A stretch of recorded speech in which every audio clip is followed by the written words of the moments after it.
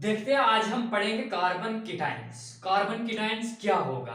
BSc जो सेमेस्ट्री first का जो क्वेश्चन है ऑर्गेनिक केमिस्ट्री के अंदर बहुत सारे पीछे हमने हाइपर कंजुगेशंस, फ्री रेडिकल, उसके बाद हमने जो टॉपिक आज पकड़ा वो क्या पकड़ा? कार्बन कीटाइन। क्या पकड़ा? Carbon cation. अब ध्यान से समझे कार्बन कीटाइंस क्या है, पूरी समझ आपको आ जाएगी कि आपको पता चल जाएगा डेफिनेशन में कि कार्बन कीटाइंस क्या है। बट अब रिस्पॉन्सिबिलिटी जो कार्बन कीटाइंस की है, रिएक्शन जो कार्बन कीटाइंस की है वो क्या है, अब देखते जाए कि कार्बन कीटाइंस क्या है।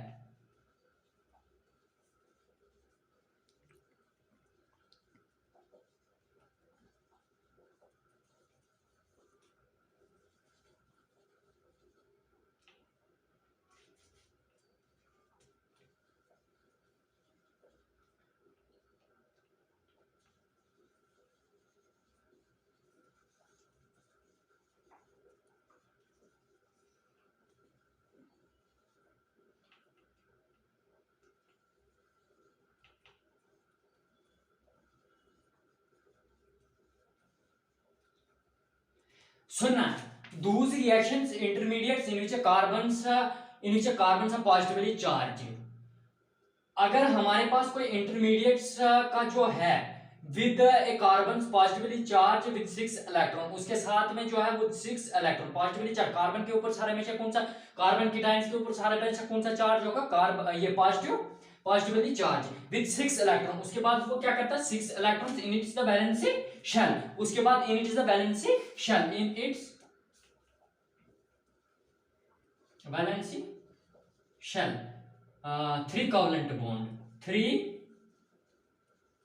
covalent bond, 3 covalent bond।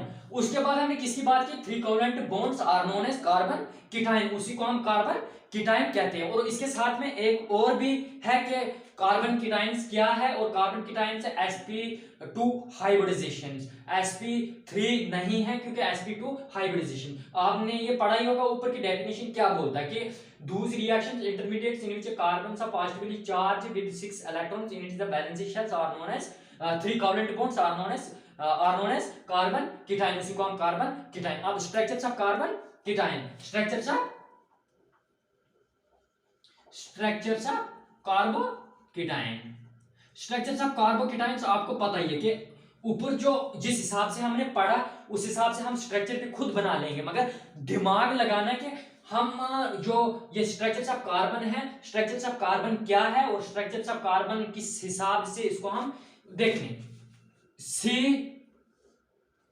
Are R C H H R, इसके ऊपर सिग्मा सिग्मा सिग्मा, ये पॉजिटिव है सी, और सी के ऊपर लोन पेयर है, इसको क्या बोलते हैं? Lone pair. क्या बोलते हैं? Lone pair. ये इसको हम नाम क्या रखते हैं ऊपर वाले को? Vacant P orbital, vacant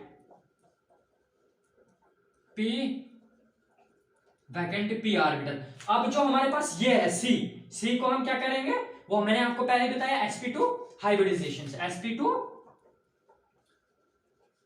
hybridisation था कार्बन। उसके बाद ये, अब हमें पूरी समझ आई होगी कि ये देखो, अब ये एंगल जो है, एंगल ये भी हर हमेशा पूछते हैं कि एंगल जो है कार्बन कीटाइंस का एंगल जो है कितनी डिग्री का है।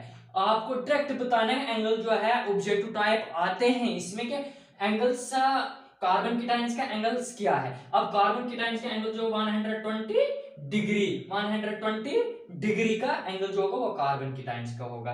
अब आपको हम generation of carbon cation, generation of carbon cation, generation क्या होगी? कार्बन कीटाइन की, GENERAT, generation of carbocation. अब हम 80 में पूरी डिटेल में आपको पता ही होगा कि कार्बन कीटाइंस क्या, पूरी डिटेल में आपको पूरी अच्छी तरीके से समझाए, क्योंकि एक एक एग्जांपल हम इसकी पकड़ेंगे कि किस किस हिसाब के कार्बन कीटाइन। अगर एक एक की एग्जांपल आप याद रखेंगे तो बिल्कुल ही इसमें अच्छे नंबर लेकर, अगर ये 5 या 7 नंबर का आएगा, 2 नंबर का आएगा, 3 नंबर, आप उसमें 3 नंबर ले सकते हो। अब generations of carbon cation, generations of carbon cation,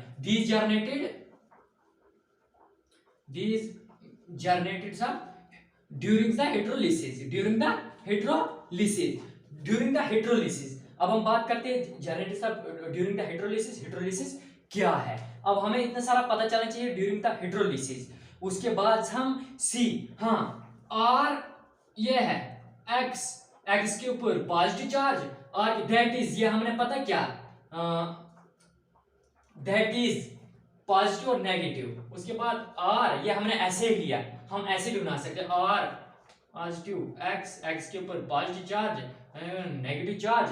अब एग्जांपल इसकी याद रखना, ये इनकी एग्जांपल,